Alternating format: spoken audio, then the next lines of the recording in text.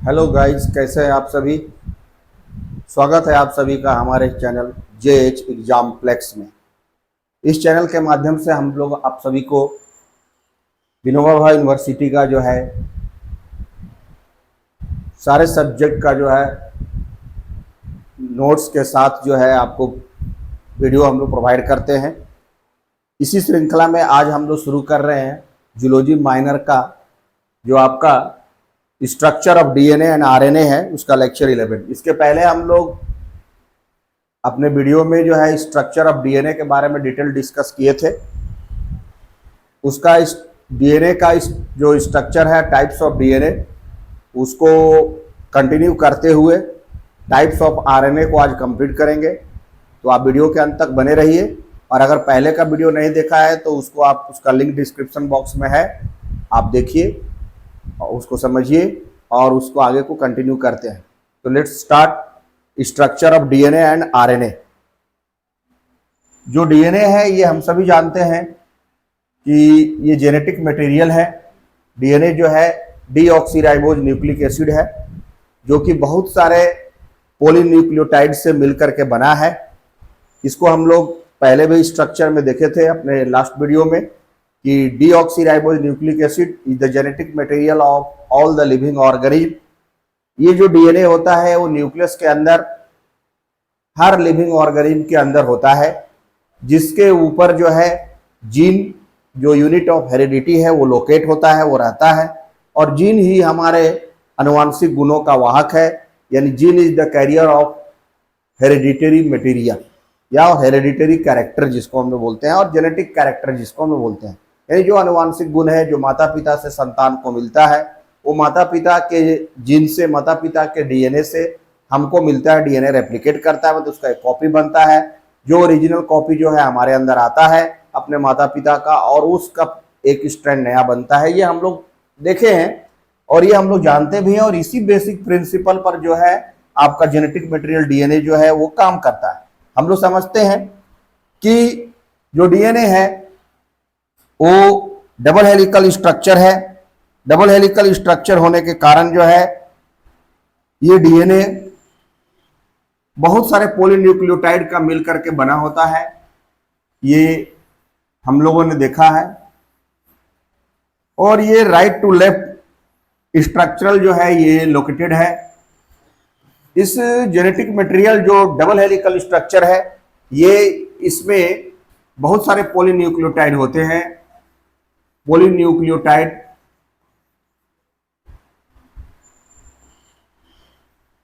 से मिलकर के ये बना है, ये हमारा जेनेटिक मटेरियल। ये वाटसन एंड ग्रिक ने डबल हेलिकल स्ट्रक्चर को दिया था। इसी DNA मतलब हम लोग क्या बोलते हैं कि एक आपका सेल है, every cell has a nucleus. Nucleus के अंदर क्रोमेटिन मटेरियल जो है आपका रहता है, जिसको हम लोग क्रोमोजोम कहते हैं। ये क्रोमेटिन मटेरियल क्योंकि न्यूक्लियस के अंदर रहता है, इसलिए इसको न्यूक्लियर मटेरियल भी बोलते हैं। इसलिए DNA भी न्यूक्लियर मटेरियल कहा जाता है, जो कि न्यूक्लियस के अंदर होता है। इसी क्रोमोजोम का एक सेगमेंट, जो क्रोमोजोम हमारा जब बड़ा बनता है उसका एक हिस्सा आपका DNA है, इसके ऊपर आपका जीन है। और यही जेनेटिक मटेरियल जो है हमारे लिविंग ऑर्गेनिज्म के अंदर जो है ये बहुत छोटा सा हिस्सा है। अगर हम एक सेल को देखते हैं तो सेल ऐसे ही बहुत छोटा है, उसके अंदर न्यूक्लियस और भी छोटा है, और न्यूक्लियस के अंदर का ये पार्ट आपका क्रोमोजोम क्रोमेटिन मटेरियल के अंदर का DNA सेगमेंट है, तो ये बहुत ही छोटा है, बहुत ही माइन्यूट स्ट्रक्चर है। लेकिन ये हमारे जेनेटिक मटेरियल एक बहुत ही इंपॉर्टेंट स्ट्रक्चर है जो हमारे कैरेक्टर को कैरी करता है, यानी जनरेशन आफ्टर जनरेशन जो है ये ले जाता है।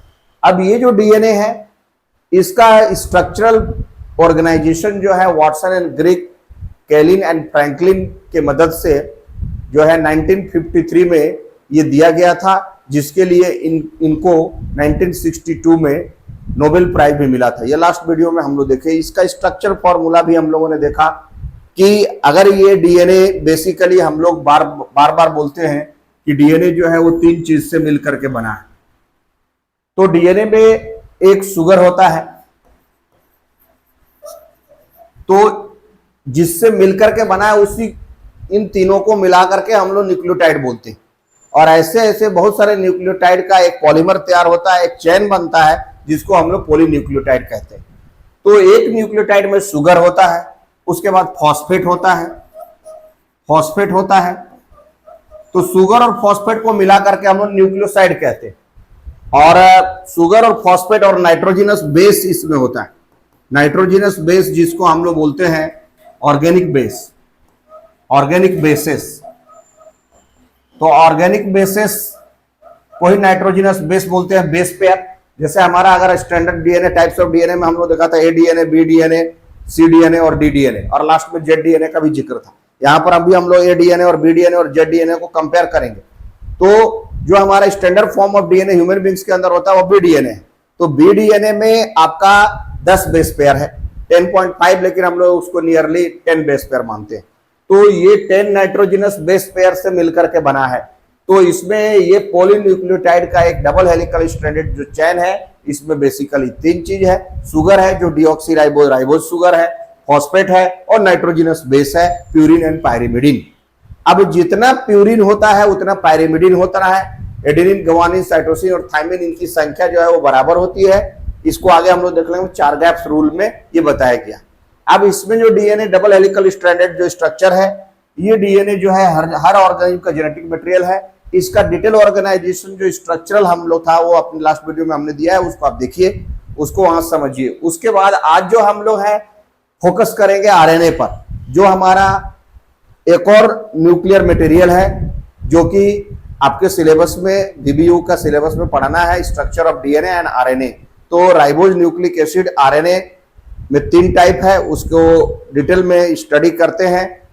इससे पहले जो थोड़ा सा डीएनए का पार्ट जो बचा है उसको हम लोग कंपेयर करते हुए टाइप्स ऑफ डीएनए को देखते हुए आगे बढ़ते हैं।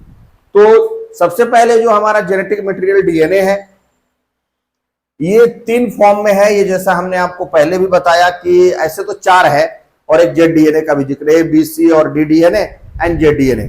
तो बेसिकली जो टाइप्स ऑफ जेनेटिक मटेरियल हम लोग का जो डीएनए है, उसमें सबसे स्टैंडर्ड फॉर्म और मोस्टली जो सबसे ज्यादा प्रेजेंट होता है वो बी डीएनए होता है। जो ह्यूमन बीइंग यानी हम लोग के केस में भी बी डीएनए होता है। तो जो बी डीएनए है, this form of DNA occurs in all living beings under normal condition. Naturally occurring form जो है वो सभी लिविंग ऑर्गेनिज्म के अंदर जो डीएनए, जनरल स्टैंडर्ड डीएनए जो होता है वो बी डीएनए है। It is fully hydrated form and is also called wet DNA. ये वाटर कंटेनिंग होता है, फुली हाइड्रेटेड होता है, इसलिए इसको वेट डीएनए भी कहते हैं। B helix is thinner and taller with a wide major groove and narrow minor groove. जो इसमें हेलिक्स स्ट्रक्चरल जो है हम लोग देखे थे, अभी भी पहले बनाया था। तो इसमें बहुत सारा जो है आपका माइनर ग्रुप और मेजर ग्रुप का जिक्र है। और ये हेलिकल स्ट्रक्चर जो होता है with taller with wide major groove and narrow minor groove. Its each coil और turn measures 3.4 नाइक्रोमीटर।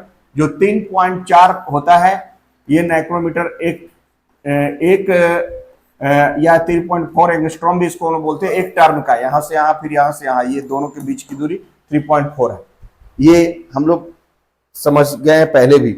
Each turn has 10 base pair. जैसा हमने पहले भी कहा कि एक एक टर्न मिला करके एक, अगर हम बी डीएनए का बात करें तो उसमें 10 बेस पेयर होता है, यानी वो 10 base pair nitrogenous base pair से मिलकर के बना है, जिसको न्यूक्लियोटाइड का जो चेन है उसमें 10 बेस पेयर है। And each base pair occupies 3.4 angstrom इसका होगा, तो टोटल मिला के 34 होगा। तो इट्स 2 स्ट्रैंड्स और पॉलीन्यूक्लियोटाइड।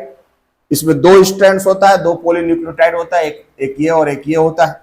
2 स्ट्रैंड्स होता है। Chains are wounded in right handed coils and each strand follow clockwise path. Right handed side में ये लगा हुआ रहता है और ये क्लॉकवाइज पाथ को फॉलो करता है। इसमें जो है हम लोग देखे कि DNA strands are anti parallel to each other. ये एंटी पैरेलल होता है, DNA strands are anti parallel to each other. एक दूसरे का पैरेलल, एंटी पैरेलल है, एक इधर है एक इधर चेन है, एंटी पैरेलल ईच अदर होता है। Rosalind Franklin describe this form of DNA. Franklin ने सबसे पहले बी डीएनए को डिस्क्राइब किया था। The double helical structure describe by Watson and Crick was also B DNA. और डबल हेलिकल स्ट्रक्चर जो दोहरा लेडर लाइक स्ट्रक्चर, सीढ़ी नुमा जो हम लोग डीएनए का स्ट्रक्चर जो मेन ओरिजिनल बी फॉर्म पढ़ते हैं, उसको देने वाले वाटसन एंड ग्रिक थे। वाटसन एंड ग्रिक मॉडल जो है, जिसके चलते उनको 1962 में नोबेल प्राइज मिला था। तो डीएनए का खोज Watson and Greek double helical structure standard वही किया था। उसके बाद जो हमारा स्टैंडर्ड डीएनए के बाद जो दूसरा डीएनए है वो है ए डीएनए, राइट हैंडेड डीएनए जिसको हम लोग बोलते हैं। ए डीएनए में थोड़ा चेंज है ए डीएनए बी डीएनए की तुलना में। इसमें कुछ चेंजेस है जिसको हम लोग नोटिस करते हैं। It is the dehydrated form of DNA. वो हाइड्रेटेड फॉर्म ऑफ डीएनए था, ये वाटर इसका निकल गया, ये डिहाइड्रेटेड फॉर्म ऑफ डीएनए। तो पहला डिफरेंस तो यहां आपका आ गया कि जो ए डीएनए है वो डिहाइड्रेटेड है, बी डीएनए जो है वो हाइड्रेटेड है। It occurs under conditions of decreased hydration and increased concentration of sodium ions. Sodium cations के इंक्रीज कंसंट्रेशन के कारण जब वाटर निकल जाता है, वाटर का मात्रा कम हो जाता है, तो ये जो डीएनए बनता है वो ए डीएनए होता है। Its polynucleotide chains are coiled clockwise and have right-handed configuration. Right-handed configuration तो इसका भी है, बट ये clockwise है। जबकि हमारा बी डीएनए जो है वो एंटी पैरेलल आपका एंटी क्लॉकवाइज है और वो भी राइट हैंडेड है। लेकिन इसमें पॉलीन्यूक्लियोटाइड चेन्स आर जो है वो क्लॉकवाइज है। थोड़ा डिफरेंस है इससे। इसके बाद जो है आपका its helix is short and wide. ये लंबा नहीं है, शॉर्ट एंड वाइड है। Width narrow and deep major groove and a wide shallow minor groove. Major groove जो होता है डीप होता है, नैरो होता है, कम होता है, और सैलो माइनर ग्रुप ज्यादा होता है। इट हैज 10.9 और 11 बेस पेयर। देखिए यहां turn off the helix and A diameter of 23 angstrom. The distance between the base pair is 2.7 angstrom instead of 3.4 angstrom. दोनों में बहुत डिफरेंस है। डिफरेंस यहाँ क्या आपका आ रहा है कि बीडीएनए में जो है आपका 10 बेस पेयर था, यहाँ 10.9, वहां 10.5 है, यानी 10 हम लोग मानते हैं, 11 बेस पेयर है पर turn off the helix. And diameter जो था वो डायमीटर जो है आपका 23 एंगस्ट्रॉम है, यहाँ वहां 20 एंगस्ट्रॉम है। मतलब ये जो दो हेलिकल स्ट्रक्चर आप जो बनाए हैं, इन दोनों के बीच का जो डायमीटर है ये यहाँ पर आपका 23 एंगस्ट्रॉम है और हमारा बीडीएनए में 20 एंगस्ट्रॉम है। तो ये डायमीटर में भी डिफरेंस है। और बेस पेयर के बीच का डायमीटर जो है वो 3.4 के बदले 2.7 है। तो 27 में ही ये खत्म हो जाए, तो 27 से ज्यादा हो जाएगा, तो 11 है ना। तो ये 3.4 एंगस्ट्रॉम वहां टोटल मिलाकर 34 था, यहाँ पर आपका 2.7 एंगस्ट्रॉम है। 11 बेस पेयर है 10 बेस पेयर की तुलना में। तो ये डिफरेंस है। इसको टेबुलर फॉर्म में हम लोग देखेंगे अभी ए बी और जेड डीएनए का। इसके बाद जो है कि the orientation of basis is also different. इसमें बेस का ओरिएंटेशन जो है वो भी अलग अलग है ए और बी डीएनए में। इसमें these are tilted and displaced laterally in relation to the axis of the helix. It is presumed that A DNA is derived from B DNA.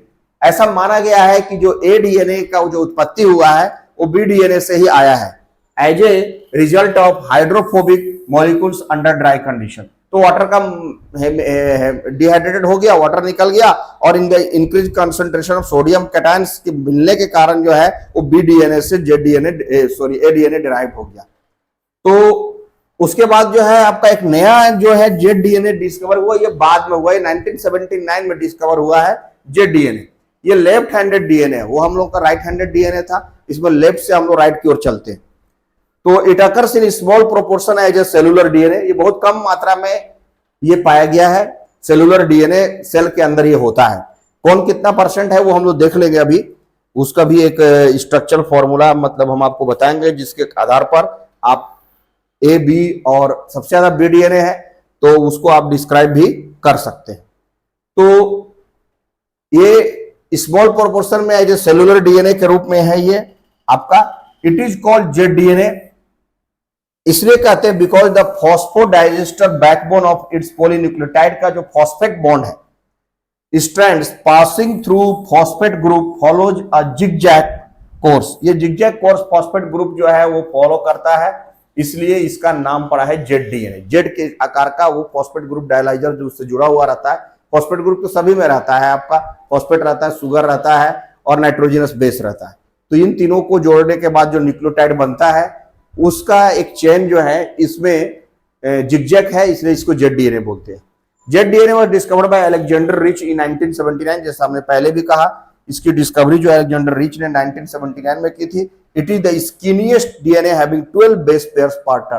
ये बहुत पतला और उसकी तुलना में और सब डीएनए की तुलना में स्किनीएस्ट डीएनए है। और इसमें आपका बढ़ गया 10, 11 और इसमें 12 बेस पेयर आ गया। ये 12 बेस पेयर इसमें मिल गया।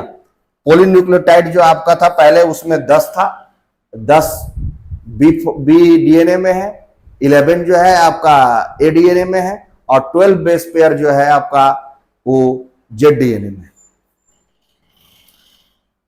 One complete helix is 45 angstrom का है as against 34 in B DNA, जबकि 34 एंगस्ट्रॉम का टोटल 10 3.4 एक के बीच का लेंथ है। एक न्यूक्लियोटाइड से दूसरे न्यूक्लियोटाइड के बीच में 3.4 का ये डिस्टेंस था और ऐसे ऐसे आपका 10 है तो ये 34 एंगस्ट्रॉम का ये बी डीएनए बनाता है स्टैंडर्ड डीएनए, जो कि इसमें जो है 45 एंगस्ट्रॉम का है। चूंकि पॉलीन्यूक्लियोटाइड लंबा है 12 है तो लेंथ भी बढ़ गया। अब जो हम लोगों ने देखा कि इसका डायमीटर जो है वो स्किनीएस्ट है तो पतला है तो डायमीटर इसका कम है। दो पॉलीन्यूक्लियोटाइड का जो दो स्ट्रैंड है, डबल हेलिकल स्ट्रैंड है, इसके बीच का डायमीटर जो है वो 18 एंगस्ट्रॉम भी ही है जेड डीएनए में। बी डीएनए में 20 एंगस्ट्रॉम था और ए डीएनए में आपका 23 एंगस्ट्रॉम है। तो वो लेंथ भी आपका यहाँ डायमीटर जो है ये इसका पतला है, ये वाइड कम है। तो ये भी डिफरेंस इसमें है जेड डीएनए में, जिसको हम लोग जेड डीएनए और लेफ्ट हैंडेड डीएनए जो कहते हैं, ये आप देख रहे हैं। इसके बाद जो है ये 45 एंगस्ट्रॉम का होगा 34 एंगस्ट्रॉम की तुलना में। The diameter of Z DNA is 18 होगा against 20 angstrom in B DNA. ये एंगस्ट्रॉम है ये आपका, ये यहां पर आपका 20 के बदले 18 ही हो जाएगा, पतला है। The major groups are absent, groups इसमें एब्सेंट है। Z DNA is less stable than B DNA, B DNA की तुलना में ये कम स्टेबल है because the negatively charge phosphate groups is closer and cause repulsion leading to the conversion of ZDNA to BDNA, जिसके कारण stability कम है जो उसका निगेटिवली चार्ज फॉस्फेट ग्रुप है और इसका कन्वर्सन हो जाता है ZDNA converted into BDNA। The Z conformation is sterilized by high salt concentration और specific cations. When BDNA is brominated और methylated it changes into ZDNA। BDNA कब ZDNA में चेंज होगा? जब उसको हम लोग मिथाइलेटेड करेंगे, हाइड्रेटेड करेंगे, ब्रोमिनेटेड कर करके ब्रोमीन की मात्रा बढ़ाएंगे तो वो चेंज हो जाएगा जेड डीएनए में। और जब रिपल्सन होगा, major group Z DNA less stable है, वो भी ट्रांसफर होता है, आपको ट्रांसफरेबल है आपका बीडीएनए में। B DNA is also change into Z DNA. तो ये ऑल अबाउट जो है हम लोग डिफरेंट टाइप्स ऑफ डीएनए, जिसमें ए, बी और जेड डीएनए के बारे में हम लोगों ने डिटेल में स्टडी किया। बेसिकली जो इन तीनों के बीच में जो डिफरेंस है उसको हम लोग देख लेते हैं। जो बेसिक डिफरेंस है वो आप मेजर जो है फीचर्स के आधार पर, ये अंतर को हम टेबुलर फॉर्म में दिए हैं, आप इसको आसानी से याद कर सकते हैं। बहुत ज्यादा डिफरेंस नहीं है। बेस पेयर में भी आप देख रहे हैं कि 10, 11 और 12 बेस पेयर है। 3.4 एंगस्ट्रॉम है, जिसमें दो के बीच में इसमें 34 है, उसमें 45 है। ये थोड़ा जो फीचर्स है इसको आप रिमेंबर कर सकते हैं। ये तुलनात्मक रूप से हम तीनों के बीच में आपको आसानी से मिल जाएगा।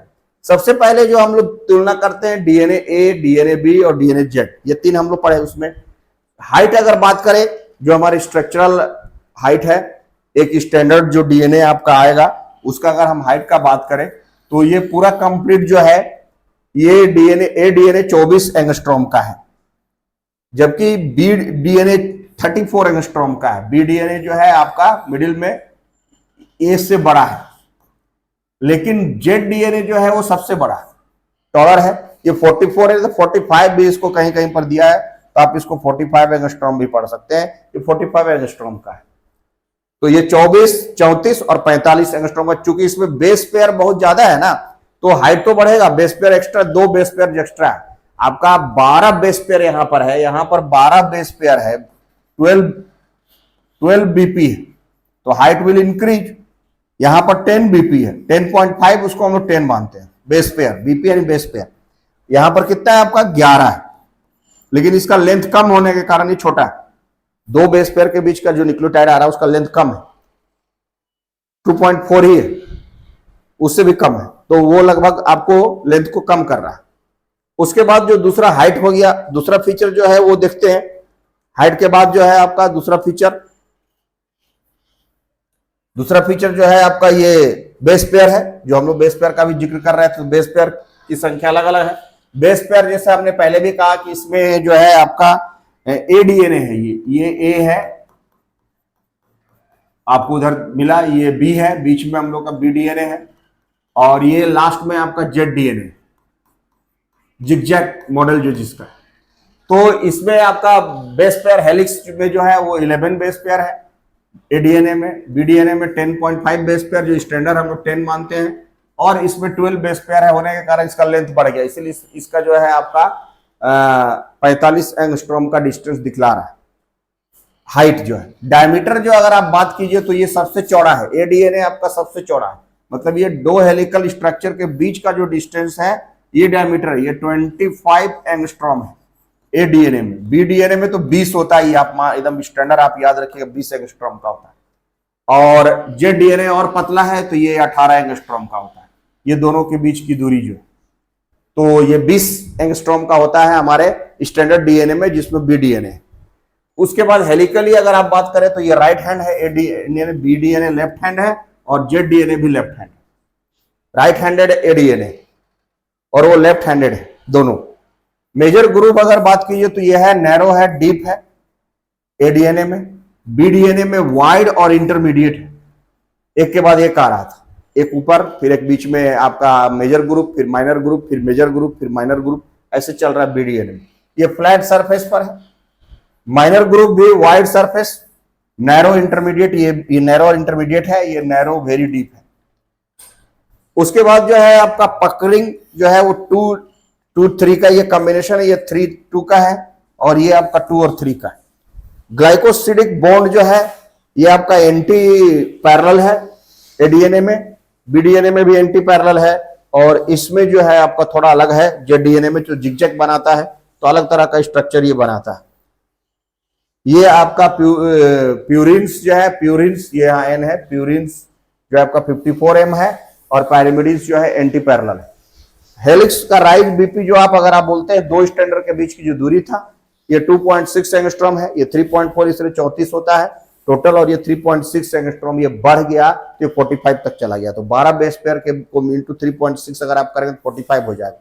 इसको आप मल्टीप्लाई कर सकते हैं, क्योंकि डिस्टेंस जो है आपका ये पॉलीन्यूक्लियोटाइड के बीच की दूरी है। तो 45 ये आपका 12 और 3.6 इसको मल्टीप्लाई करना,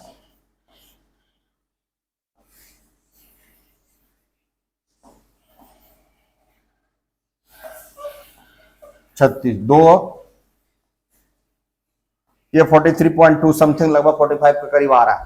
तो 12 बेस पेयर में ये 3.6 एंगस्ट्रॉम का डिस्टेंस है, यहाँ 2.6 एंगस्ट्रॉम है और यहाँ 3.4 एंगस्ट्रॉम है, तो ये 34 टोटल होता है। इसमें 10 × 10 करते हैं, और ये आपका 11 है इसमें बेस पेयर, इसमें 10 बेस पेयर है, और इसमें 12 बेस पेयर।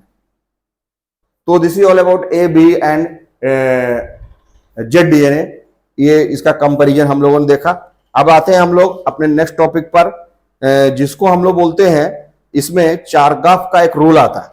तो चारगाफ का रूल क्या कहता है, ये डीएनए के स्ट्रक्चर के में चारगाफ का रूल आता है। चारगाफ रूल जो है, या जिसको चारगाफ लॉ भी कहते हैं हम लोग, तो चारगाफ ने इसको दिया था, इरविन चारगाफ 1947 में इसको इन्होंने दिया था। एक American scientist discovered that the amount of guanine and cytosine bases are equal in any sample of DNA. तो अगर कोई भी डीएनए में अगर हम प्यूरिन और पायरिमिडिन बेस की अगर बात करते हैं, तो जितना अमाउंट ऑफ एडेनिन होगा, गवानिन एंड साइटोसिन और equal to any sample of DNA, guanine and cytosine bases are equal, तो गवानिन और साइटोसिन का, एडेनिन और गवानिन और साइटोसिन और थायमिन ये सब बराबर होंगे। इनका बेस पेयर का जो सैंपल में होता है वो इक्वल होता है। इसी को चारगाफ रूल जो है हम लोग कहते हैं। This is called all about the Chargaff rule. ये आप समझ सकते हैं, इसको हम लोग चारगाफ रूल के नाम से जानते हैं। चारगाफ लॉ यही था। ये ऑब्जर्वेशन आपको दे रहा था कि द ऑब्जर्वेशन दैट एडेनिन और थायमिन की संख्या जो है आपका बराबर है। जितना एडेनिन होगा उतना थायमिन होगा और जितना गवानिन होगा उतना साइटोसिन होगा, become equal, known as the Chargaff rule. ये प्यूरिन और पायरिमिडिन बेसिस की जो टोटल वैल्यू जो होता है वो बराबर होता है, इक्वल होता है। डीएनए कंजर्वेशन के समय डीएनए जेनेटिक मटेरियल में प्यूरिन और pyrimidine bases are equal and that is called Chargaff rule और चारगाफ लॉ। अब हम लोग बात करते हैं अपना जो लास्ट टॉपिक, जो इसमें दो हम लोग का फीचर था, structure of RNA and DNA. DNA and RNA, तो स्ट्रक्चर ऑफ डीएनए कर लिया, स्ट्रक्चर ऑफ आरएनए में आते हैं। तो आरएनए जो है वो राइबोन्यूक्लिक एसिड है, आप जानते हैं। इसमें सिंगल स्ट्रैंडेड होता है ये आरएनए आपका। Structure of RNA, ribonucleic acid. RNA stands for ribonucleic acid. It is composed of ribonucleotide. इसमें जो न्यूक्लियोटाइड बॉन्ड है वो राइबोन्यूक्लियोटाइड है। एक शुगर का जो है इट है जो सिंगल स्ट्रैंड, इसमें सिंगल स्ट्रैंड होता है, ये सिंगल स्ट्रैंड का होगा, सिंगल स्ट्रैंड का आरएनए होता है, राइबोन्यूक्लिक एसिड होता है। और it involves in protein synthesis. इसमें इट हैज 4 नाइट्रोजनस बेसिस इसमें भी होता है। प्यूरिन और पायरिमिडिन जो होता है वो 4 नाइट्रोजनस बेसिस इसमें भी होता है और तीनों कैरेक्टरिस्टिक इसमें भी होगा, न्यूक्लियोटाइड इसमें भी होगा। But the major difference is that जो शुगर है वो डीऑक्सीराइबोज नहीं है, सिंगल शुगर है, राइबोज शुगर है। राइबोज शुगर मतलब राइबोज है, शर्करा जो शुगर है। उसके अलावा जो हेलिकल स्ट्रक्चर जो स्ट्रैंड है इसमें सिंगल स्ट्रैंड है और ये प्रोटीन सिंथेसिस में मदद करता है। सिंगल स्ट्रैंड में तीनों बेस पेयर, आपका जो बेस पेयर इसमें भी मिलेगा आपको और आपका फॉस्फेट ग्रुप इसमें भी है, शुगर इसमें भी है, लेकिन शुगर जो है आपका राइबोज शुगर है, फॉस्फेट है और नाइट्रोजनस बेस इसमें भी है, बेस इसमें भी है। लेकिन बेस में क्या है, यहां पर एक डिफरेंस है कि एडेनिन गवानिन तो उसमें था, एडेनिन और गवानिन था, ये प्यूरिन था। ये आप प्यूरिन आप पढ़े, प्यूरिन। पायरिमिडिन में क्या था, पायरिमिडिन बेसिस में हमारा साइटोसिन थायमिन था, वहां पर CNT था, लेकिन यहां थायमिन के जगह पर यूरेसिल है। यूरेसिल यानी C और U होगा, C और T नहीं होगा। C एंड T डीएनए में था, ये यहां नहीं होगा। आरएनए में साइटोसिन एंड यूरेसिल होगा। तो thymine is replaced by uracil. इसमें 4 नाइट्रोजन बेस है, adenine, guanine, cytosine and uracil. और it involves in protein synthesis. Protein synthesis में ये इन्वॉल्व होता है, ये इसका मेजर रोल है। हमारे बॉडी के अंदर जो प्रोटीन का निर्माण होता है, ये प्रोटीन का निर्माण करने वाला जो जेनेटिक मटेरियल है उसको हम लोग आरएनए कहते हैं। और आरएनए जो होता है वो प्रोटीन सिंथेसिस में मदद करता है।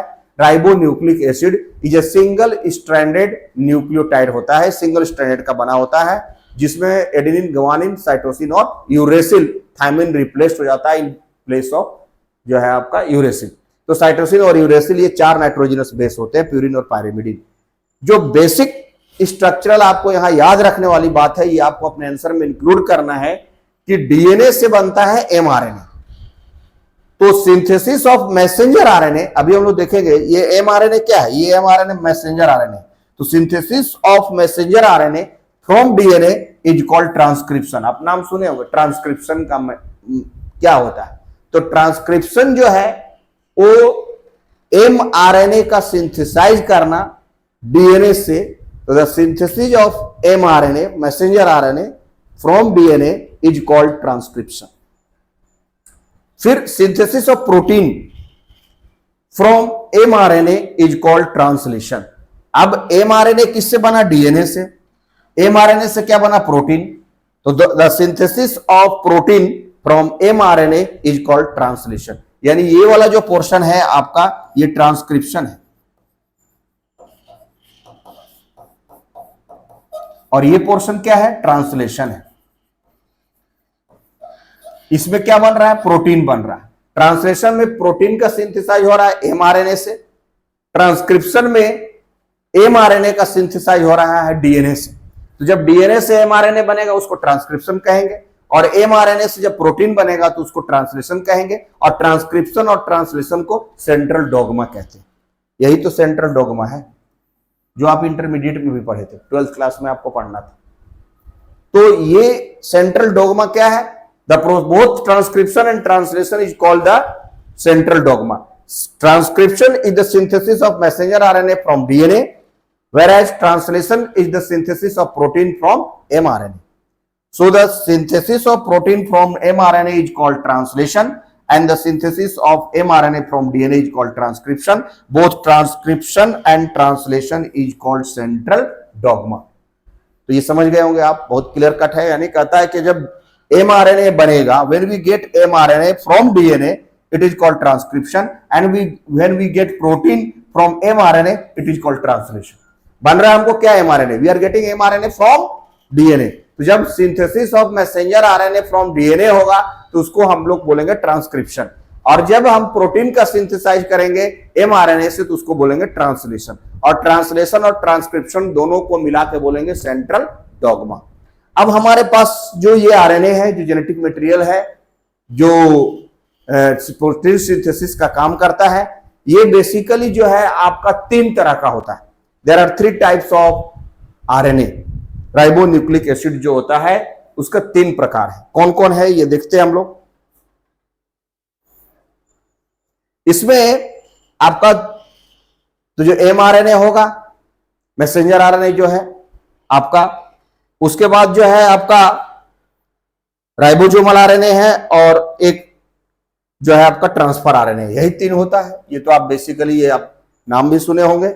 और टाइप्स ऑफ आरएनए में यही 3 तरह का होता है आरएनए, राइबोन्यूक्लिक एसिड। एक mRNA है जिसको हम लोग बोलते हैं मैसेंजर आरएनए, दूसरा है tRNA जिसको हम लोग बोलते हैं ट्रांसफर आरएनए, और तीसरा है राइबोसोमल आरएनए जिसको हम लोग बोलते हैं rRNA। शॉर्ट में mRNA, tRNA और rRNA होता है, जिसको हम लोग सामान्य तौर पर इसी आरएनए को 3 टाइप्स में डिस्क्राइब करते हैं। बेसिकली ये 3 भाग में बटा हुआ है, मैसेंजर आरएनए, ट्रांसफर आरएनए और राइबोसोमल आरएनए। देखिए होता क्या है कि आप अगर एक तरह से आप समझते हैं कि अगर हमको बिल्डिंग बनाना है तो एक बिल्डिंग बनाने के लिए हमको 3 चीज चाहिए। सबसे पहले तो हमको मटेरियल चाहिए। मटेरियल हमको अगर मिल जाएगा तो मटेरियल के बाद जो है एक साइट चाहिए जहां पर वो काम होगा, और उस काम को करेगा कौन? तो मतलब मजदूर करेगा, मिस्त्री करेगा, जिसकी मदद से आप उस बिल्डिंग को बनाएंगे। तो उसी तरह ये हमारा आरएनए भी तीनों इसी तरह से एक्ट कर रहा है। इसमें अगर आप देखें तो मैसेंजर आरएनए का काम है, it carries the genetic information from DNA to ribosome. क्योंकि ये प्रोटीन सिंथेसिस का काम करता है भाई। इसका काम क्या है? हम लोगों ने अभी देखा कि ट्रांसक्रिप्शन और ट्रांसलेशन होगा, यानी synthesis of mRNA from DNA is called transcription, and the synthesis of protein from mRNA is called translation। यानी ट्रांसलेशन होने के लिए आरएनए का रोल है, प्रोटीन सिंथेसिस करने के लिए वो mRNA मैसेंजर आरएनए से आपको ट्रांसफर, आपका प्रोटीन सिंथेसाइज होगा। तो मैसेंजर आरएनए का वही काम है कि ये जेनेटिक इंफॉर्मेशन फ्रॉम डीएनए से जेनेटिक इंफॉर्मेशन को ले जाकर के कहां देता है? ये राइबोसोम को देता है, जो प्रोटीन सिंथेसिस का काम करता है। तो मैसेंजर आरएनए का काम है मैसेज ट्रांसफर करना, मतलब इंफॉर्मेशन को ले जाना। तो ये इंफॉर्मेशन ले जाएगा मैसेंजर आरएनए, जेनेटिक इंफॉर्मेशन को from DNA to ribosome. Transfer RNA क्या करेगा? दिस आरएनए और it RNA transfer of amino acid, ये एमिनो एसिड ट्रांसफर करेगा to sites where peptide chains are being synthesized. क्योंकि एमिनो एसिड से ही protein बनता है, तो जो एमिनो एसिड है ये प्रोटीन का एक एक चेन है, तो एक प्रोटीन का एक एक यूनिट है। तो यूनिट ऑफ एमिनो एसिड से आपका प्रोटीन का न्यूक्लियोटाइड प्रोटीन, पॉलीन्यूक्लियोटाइड प्रोटीन का मॉलिक्यूल बनेगा। तो वो प्रोटीन का मॉलिक्यूल को एक एक एमिनो एसिड को जो है वो ट्रांसफर करेगा पेप्टाइड चेन्स पर जाकर, ताकि जाकर के जो है आपका वो प्रोटीन सिंथेसाइज हो जाए। तो मैसेंजर आरएनए का काम है जेनेटिक इंफॉर्मेशन लाना, फ्रॉम डीएनए टू राइबोसोम को जेनेटिक इंफॉर्मेशन देना, उस इंफॉर्मेशन के चेन पर एमिनो एसिड को ट्रांसफर करने का काम फिर करता है टीआरएनए, सिंथेसाइज करने का काम करता है एमिनो एसिड को, ये ट्रांसफर करता है to sites where peptide chains are being synthesized, और RNA राइबोसोमल RNA जो है ये मशीनरी का काम करता है। लास्ट में वहां पर पेप्टाइड बॉन्ड जब आ गया, एमिनो एसिड जब वहां आ गया, तो इसको जो है सिंथेसाइज करने का, निर्माण करने का काम करते हैं। ये मजदूर हो गया जो निर्माण कर देगा, यानी ये प्रोटीन सिंथेसाइज कर देगा। अब इसमें क्या है, amino acid chain arrange according to genetic information in mRNA। जो mRNA DNA से इंफॉर्मेशन लेकर के आया है, एमिनो एसिड का चैन भी उसी तरह से आपका बनेगा। यानी प्रोटीन का सिंथेसाइज करने का जो आधार होगा वो मैसेंजर RNA जो इंफॉर्मेशन लाएगा, उसी इंफॉर्मेशन के आधार पर आपका जो है वो एमिनो एसिड उस चेन पर सजेगा और उसको सिंथेसाइज करवा देगा। सजाने का काम करेगा, आपको ला करके रखने का काम करेगा आपका ट्रांसफर RNA। इंफॉर्मेशन लाने का काम करेगा, हाँ ये इंफॉर्मेशन देखो यहां पर ऐसे ऐसे जाएगा। यानी आपने मटेरियल ला दिया, देखो ये रड है, बालू है, गिट्टी है, छरी है, ईटा है, सब आपने ला दिया, तो वो मैसेंजर RNA हो गया। अब उसके बाद वो साइट भी आ गया, देखो यहां पर ये सारा रहेगा, यहां पर उसको लोकेट कर दिए, ये पूरा एमिनो एसिड ग्रुप आ गया, ये ट्रांसफर RNA का काम है। अब इसको मिला करके बनाने का काम है RNA राइबोसोमल RNA जो सिंथेसाइज कर देगा प्रोटीन का। तो यही 3 काम यहां पर हो रहा है। ये it acts as a machinery for synthesize of protein. ये जेनेटिक इंफॉर्मेशन लाता है मैसेंजर RNA और ये सिंथेसाइज करवाता है 80% RNA इन राइबोसोमल प्रोटीन में। तो जो RNA का सबसे ज्यादा सिंथेसाइज तो उसको करना है। लास्ट में मजदूर का कैपेसिटी बढ़ाएंगे आप जो मशीनरी, तो अब सामान ला कर रख दीजिएगा, मजदूर काम ही नहीं करेगा तो आपका तो निर्माण नहीं होगा। तो निर्माण लास्ट में तो करना है हमारा ये राइबोसोमल RNA को, वो राइबोसोम पर वो प्रोटीन को सिंथेसाइज करना है। तो सबसे अधिक संख्या में उसी का है। तो 80% RNA इन राइबोसोमल प्रोटीन में होता है। राइबोसोमल प्रोटीन में 80% RNA वहां प्रोटीन सिंथेसाइज के लिए रहता है। 3 to 4% इन सेल में मैसेंजर RNA सिर्फ मैसेज लाने का काम करता है। जेनेटिक इंफॉर्मेशन जो है DNA से ये राइबोसोम को देता है, इसलिए इसकी संख्या जो है ये कम है। ये 3 से 4% सेल के अंदर होता है। कहीं कहीं पर 5% भी आपको लिख दिया होगा, तो आप उसको हम लोग नजरअंदाज नहीं करते। ये परसेंटेज लगभग वही 3 से 4%, 5% होता है, इसकी संख्या कम है। उसके बाद जो ट्रांसफर RNA, चूंकि उसको वहां पर ट्रांसफर करना है, उसको एमिनो एसिड का जो चेन है उस चेन में लोकेट करना है, उसको पोजीशन देना है, तो इसकी संख्या 10 से 20% एक सेल के अंदर होता है। 20 टाइप्स का एमिनो एसिड होता है। तो ये हम लोग स्टैंडर्ड जानते हैं कि एक प्रोटीन के निर्माण होने में 20 एमिनो एसिड लगता है, इसीलिए ट्रांसफर RNA भी 20 तरह का होता है। वो 20 वहां पर जा करके बैठाएगा और 20 एमिनो एसिड से मिलने से एक प्रोटीन का मॉलिक्यूल का निर्माण होगा। तो ये उसका काम है। और ये 40 से 50% यानी मेजर जो सिंथेसाइज करने का काम करता है वो राइबोसोमल RNA करता है, rRNA। इसलिए rRNA की संख्या जो है वो सेल के अंदर सबसे ज्यादा है। तो वो RNA जो है वो 40 से 50%, लगभग आधा राइबोसोमल RNA है, rRNA है। mRNA की संख्या कम है और ट्रांसफर RNA की संख्या जो है 10 to 20% है, उसके बाद मिडिल में है। तो ये this is all about types of RNA जो 3 है, mRNA, tRNA और rRNA। तो tRNA transfer RNA, rRNA ribosomal RNA, mRNA messenger RNA। Messenger लाना है, ट्रांसफर करना है ये अमीनो एसिड को, और राइबोसोमल RNA का राइबोसोम के ऊपर प्रोटीन का सिंथेसाइज करना है। ये इसका मशीनरी का काम है, प्रोटीन सिंथेसिस का काम करना। तो ये आपका हो गया। इसमें थोड़ा सा और कुछ बेसिक बातें हैं जो आप देख लीजिए यहाँ पर। और जो ये सिंगल स्ट्रैंडेड है, ये आपको पता भी है, ये आप समझ भी रहे हैं, ये सिंगल स्ट्रैंडेड होता है आपका। तो सिंगल स्ट्रैंडेड जो है आपका ये हमारा RNA है, प्रोटीन सिंथेसिस का काम करता है। इसका कुछ कैरेक्टरिस्टिक फीचर और है, ये हम लोग देखते हैं। mRNA जो का जो साइज होता है, मैसेंजर RNA जो हमारा है, जो मैसेंजरी जो इंफॉर्मेशन RNA DNA से जो इंफॉर्मेशन लेकर के आता है, कलेक्ट करता है, वो मैसेंजर है, कलेक्शन करता है, उसको वेरिएबल लेंथ होता है, उसका लेंथ जो है वो वेरी करता है। साइज ऑफ mRNA जो वेरिएबल लेंथ। अब कोई ऑर्गेनिज्म के अंदर कितना साइज का DNA होगा, कि वो कोई बहुत बड़ा ऑर्गेनिज्म है तो उसमें बहुत बड़ा साइज का DNA हो जाएगा, छोटा हो जाएगा, बड़ा हो जाएगा, ये डिपेंडेबल नहीं है। वो उसको डिपेंड करता है किस तरह का वर्किंग होता है, उसके आधार पर ये हम लोग बड़ा छोटा डिसाइड नहीं कर सकते हैं। तो साइज ऑफ mRNA जो वेरिएबल लेंथ का होता है। Size of mRNA is based upon number of amino acids in protein. तो अगर वो प्रोटीन सिंथेसिस में काम करता है तो mRNA का कितना बड़ा साइज होगा, कितना, वो डिपेंड करता है आपका नंबर ऑफ एमिनो एसिड जो है उस प्रोटीन के अंदर कितना है। अब एक प्रोटीन के अंदर कितना एमिनो एसिड है उस पर डिपेंड करता है। एक एमिनो एसिड को बनाने में 3 न्यूक्लियोटाइड लगता है। तीन न्यूक्लियोटाइड के मिलने से एक एमिनो एसिड बनता है। अब बहुत सारे एमिनो एसिड मिलेगा तब प्रोटीन का चेन बनेगा। तो अगर 500 एमिनो एसिड है तो 1500 न्यूक्लियोटाइड है। 500 इंटू 3 तो ये 1500 होगा। अगर 1000 होगा तो 1000 इंटू 3 यानी उसमें 3000 न्यूक्लियोटाइड्स होगा। तो इस तरह से एमिनो एसिड, एक एमिनो एसिड के लिए 3 न्यूक्लियोटाइड चाहिए, तो 10 एमिनो एसिड के लिए आपको 30 न्यूक्लियोटाइड जुड़ेगा। तो ये आपका एक जनरल कॉन्फ़िगरेशन हम लोग जो देखते हैं वो है आप का।